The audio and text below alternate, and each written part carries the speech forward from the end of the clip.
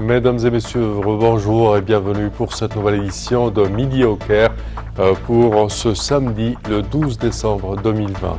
On commence tout de suite avec cette information. Le président Abdel Fattah el-Sisi a reçu jeudi le ministre de la Défense et de la Production militaire, le général d'armée Mohamed Zaki, au lendemain du retour du président d'une visite à Paris, au cours de laquelle il a discuté de la coopération militaire avec le président français Emmanuel Macron, ainsi que de nombreux autres aspects de coopération.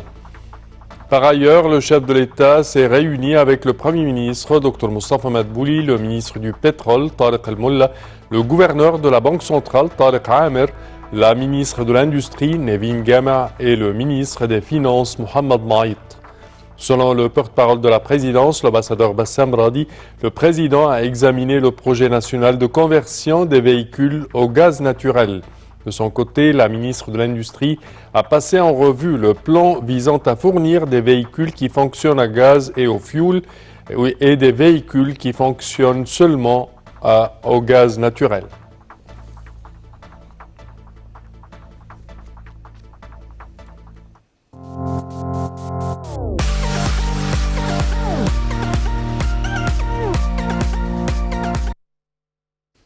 Et le président Abdel Fattah el-Sisi a affirmé qu'il suivait avec un grand intérêt l'importante évolution liée à l'accord entre le Maroc et Israël sur la normalisation des relations, accord qui a eu lieu sous parrainage américain. À travers son compte officiel sur Facebook, le chef de l'État a par ailleurs valorisé cette étape qui créera davantage de stabilité et de coopération régionale.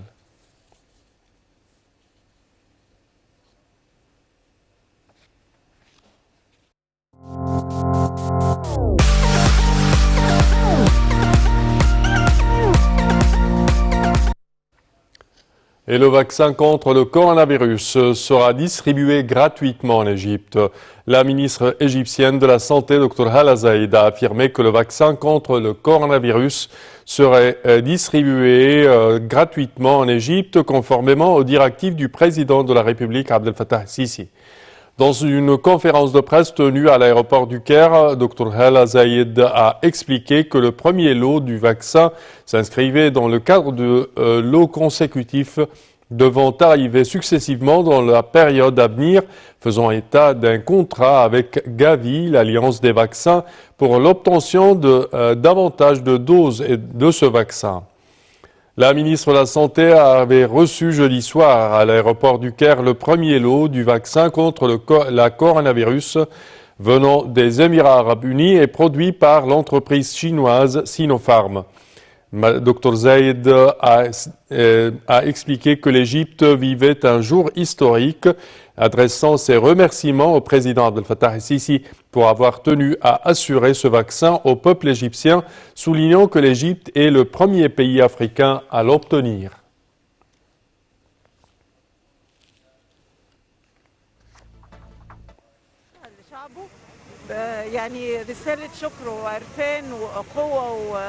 ومحبة كبيرة جدا لأشقائنا الإماراتيين ولأشقائنا والشعب الصديق الصيني على التضامن الكبير اللي أظهرته أزمة الكورونا بين هذه الشعوب وبالتحديد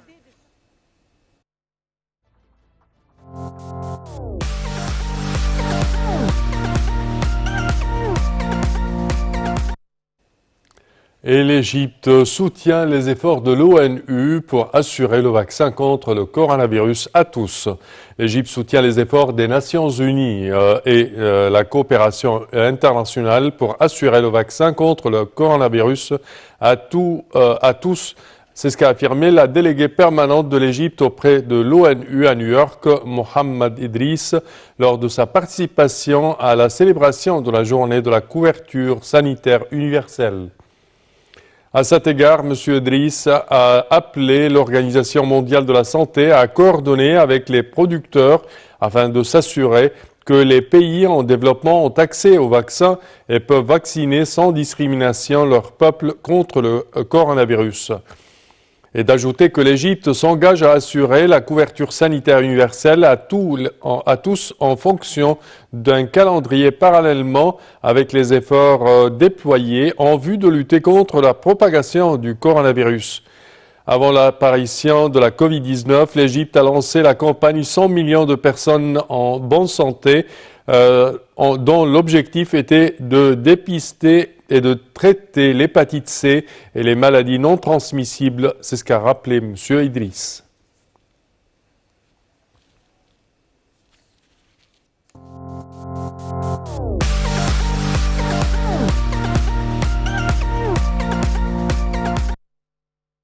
Et concernant toujours la Covid-19, communiqué de la santé du vendredi 11 décembre de l'an 2020.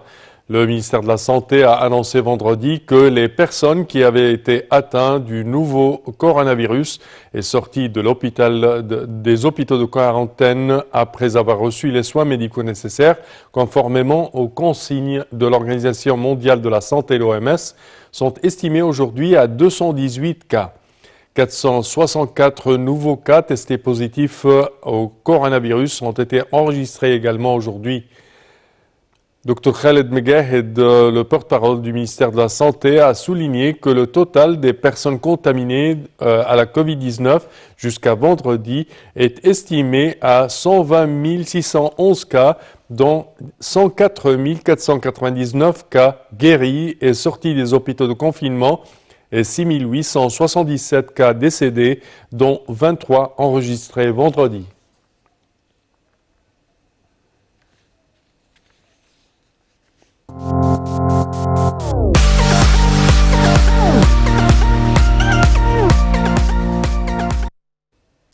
Et le Premier ministre, Dr Mostafa Madbouli, a assisté à la cérémonie de signature d'un protocole de coopération entre l'autorité du contrôle administratif et le président du Conseil national des droits de l'homme.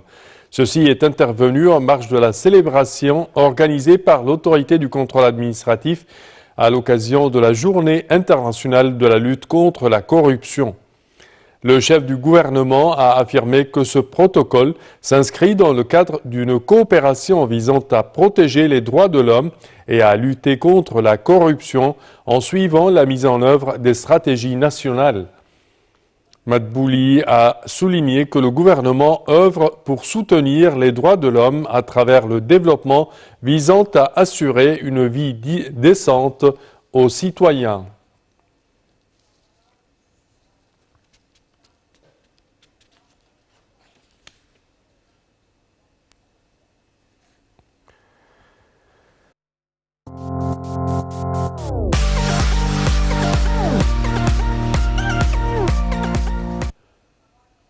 Et le président de l'autorité du canal de Suez, l'amiral Oussama Rabia, a reçu l'ambassadeur de l'Union européenne au Caire, M. Christian Berger, accompagné d'une délégation de haut niveau afin de discuter des moyens de coopération conjointe et de s'informer des derniers développements des projets de développement dans la région du canal de Suez, située dans le gouvernorat de Ismaïlia. Le président de l'autorité du canal de Suez a souligné que le canal de Suez prenait des mesures constantes pour renforcer sa position pionnière en fournissant ses services sans discrimination envers le drapeau d'un pays ou d'un autre, prenant en considération que le canal de Suez constituait un des piliers fondamentaux dans l'industrie du transport maritime. L'amiral Rabia a expliqué que le canal de Suez adopte une stratégie de développement prometteuse basée sur le renforcement de la coopération avec les partenaires tout en répondant aux exigences du développement rapide de l'industrie du transport maritime.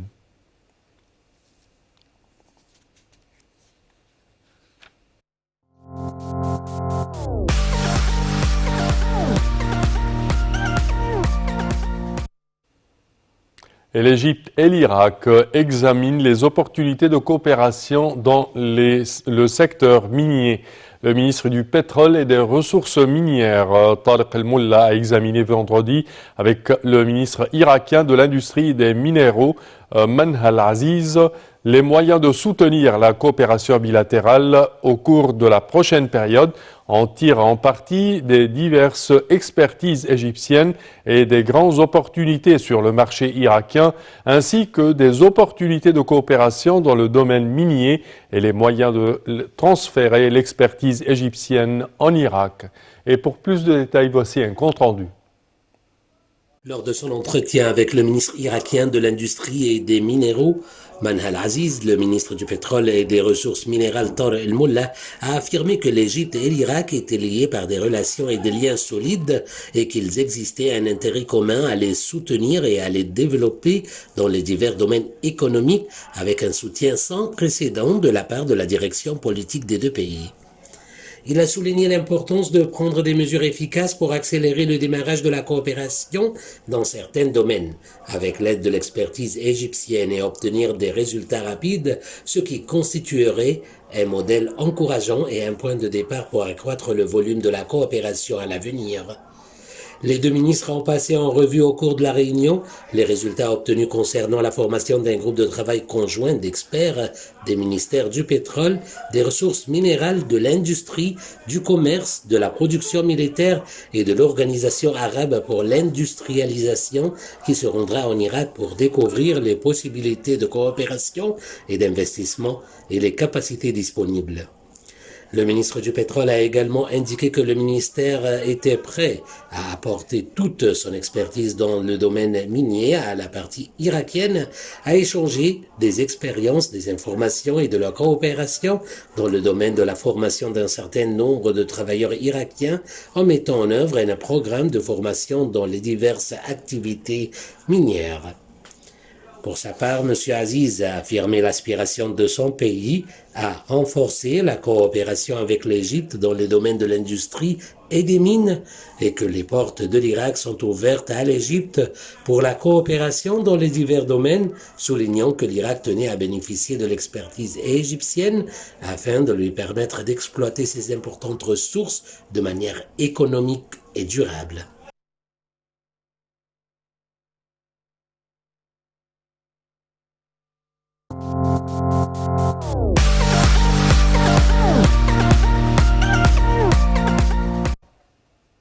Et le ministère de la Coopération internationale projette un court-métrage sur le partenariat économique avec l'AFD. Le ministère égyptien de la Coopération internationale et l'Agence française de développement, l'AFD, ont projeté un film sur les relations économiques entre l'Égypte et la France à l'occasion de la commémoration du 46e anniversaire du partenariat de développement entre les deux pays et de la visite qu'a effectuée le président Abdel Fattah el-Sisi en France pour examiner la coopération bilatérale avec son homologue français Emmanuel Macron.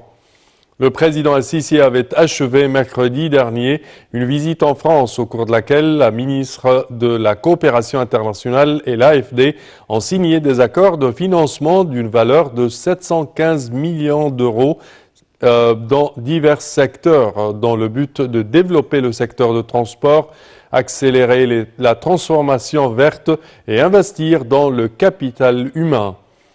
La valeur du portefeuille de coopération économique entre les deux pays depuis 1974 jusqu'à présent a atteint 7,5 milliards d'euros à travers plus de 42 protocoles de coopération dans de nombreux domaines tels que le transport, l'électricité, l'aviation civile, l'habitat, l'assainissement, la santé, l'agriculture, l'irrigation et les PME, ainsi que l'environnement, les antiquités et l'enseignement de base et technique.